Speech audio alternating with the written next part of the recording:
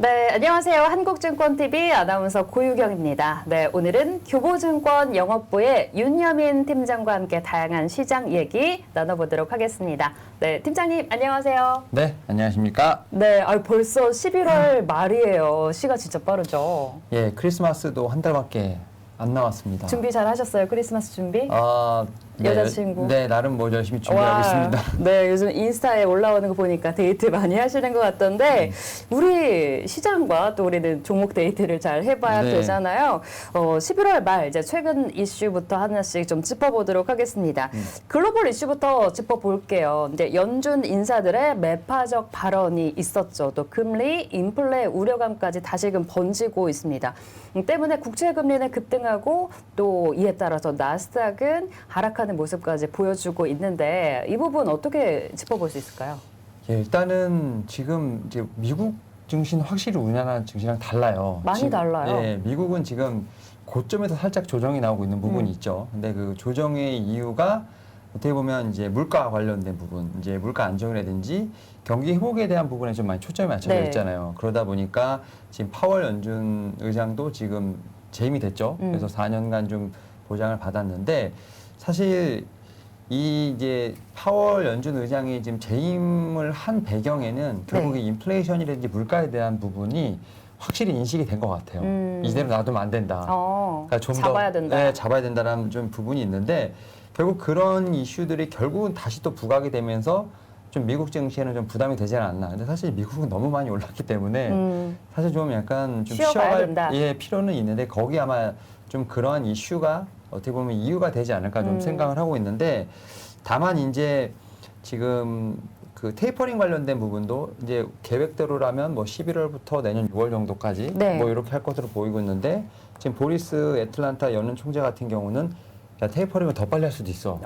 그럼 맞아요. 뭐 11월부터 뭐 4월, 5월, 그러니까 더 빨리 땡긴다는 얘기죠. 그러니까 돈이 너무 많이 풀렸기 때문에 빨리 좀 줄이면서 물가도 안정화시켜야 되고 인플레이션 막아야 돼. 약간 이런 좀 이슈 그 발언들이 나오면서 네. 아무래도 좀 미국 경기가 좀 살짝 증시 놀라지 않았나 좀 생각이 들고 있고 네, 결국 그러한 부분들이 이제 미국에만 영향을 주는 게 아니라 우리 시장에도. 우리 시장에도 영향을 주는 거죠. 그러니까 네.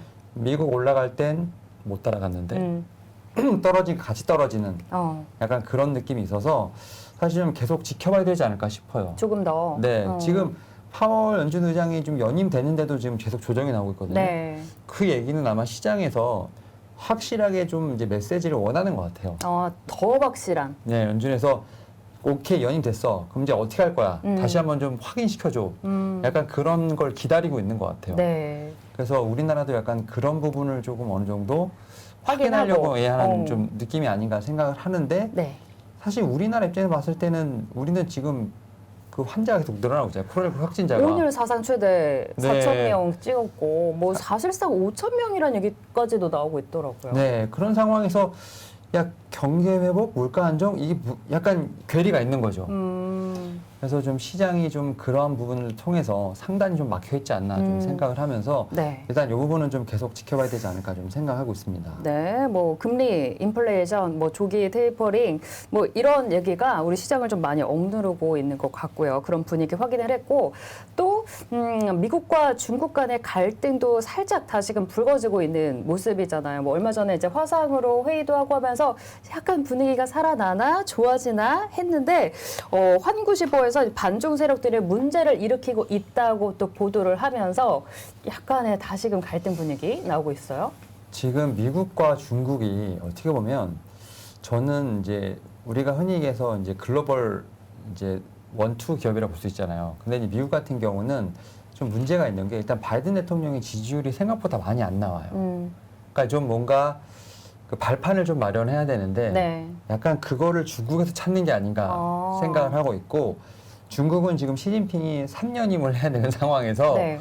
미국을 건드릴 필요는 없다. 다만 이제 내부적으로 좀 더 결속을 다져야 된다는 좀 그런 확고한 좀 그런 게 있는 것 같아요. 네. 그래서 대만 같은 경우는 사실 어떻게 보면 독립에 대한 의지가 상당히 강했습니다만 결국 네. 이제 원차이나로 들어갔잖아요. 네네. 근데 미국 입장에서는 대만이 필요하거든요. 대만의 TSMC, 반도체, 필요하죠. 팹리스가 좀 상당히 필요한 부분이죠. 왜냐하면 모든 IT 업체들이 지금 미국에 있고 어떻게 보면 미국에서는 이제 설계는 하지만 생산을 못하기 때문에 네. 그런 측면에서 아직까지는 뭐 TSMC 내지 삼성전자가 미국에 공장을 짓는다 하더라도 바로 지을 수는 없잖아요. 네. 한 2, 3년은 걸리잖아요. 음. 그럼 그 사이 어쨌든 계속 외교를 하면서 끌어와야 되는데 그런 부분에서 사실은 조금은 음. 겉으로는 웃고 있지만 속으로는 다른 생각을 분명히 하고 있다는 이 생각이 악물고 있나요, 속으로는? 네. 그래서 어.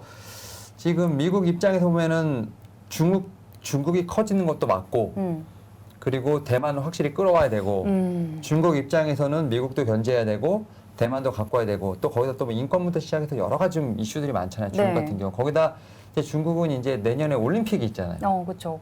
이거 잘 치러야 되거든요. 제일 중요한 포인트일 거예요. 네, 시진핑 주석 입장에서는 이걸 잘 치러서 다시 한번 권력에 대한 부분을 좀 다시 한번 공고해야 되는 부분도 있다 보니까 이런 측면에서 좀 약간 이제 글로벌적인 권력 싸움이 되지 않나 좀 생각이 들고 있고 네. 다만 이제 우리나라 입장에서 보게 되면 항상 그 사이에서 새우등 터지잖아요. 2018년, 19년에 네. 그 주식이 녹아내리는 경험을 했지 않습니까? 네. 미중 무역 갈등으로 해서 그러니까 그런 부분이 다시 재현되지 않을까라는 생각을 하는데 네.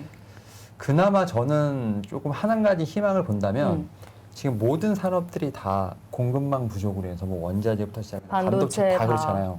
근데 이거는 미국과 중국에 관련된 문제가 아니라 전 세계가 다 그렇잖아요. 네네. 그러니까 그런 측면에서 봤을 때 저는 분명히 이 공급망에 대한 우려 이런 부분이 하나의 좀 키가 돼서 그래도 갈등까지는 가지 않고 어느 정도 봉합하는 수준에서 가지 않을까라는 생각을 하지만 네네. 그래도 우리에겐 트라우마가 있기 때문에 이 부분도 좀 지켜봐야 되지 않을까 하는 생각은 좀 분명히 하고 있습니다. 그쵸. 뭐, 자라보고 놀란 가슴, 소뚜껑 보고도 놀란다고 한 번에 이제 G2 사이에서 트라우마를 겪었기 때문에 우리 시장에 조금 보수적인 관점을 좀 보여줄 수 있을 것 같습니다. 뭐 갈등이 있지만 결국에는 봉합될 걸로 일단 예상을 해주셨고요.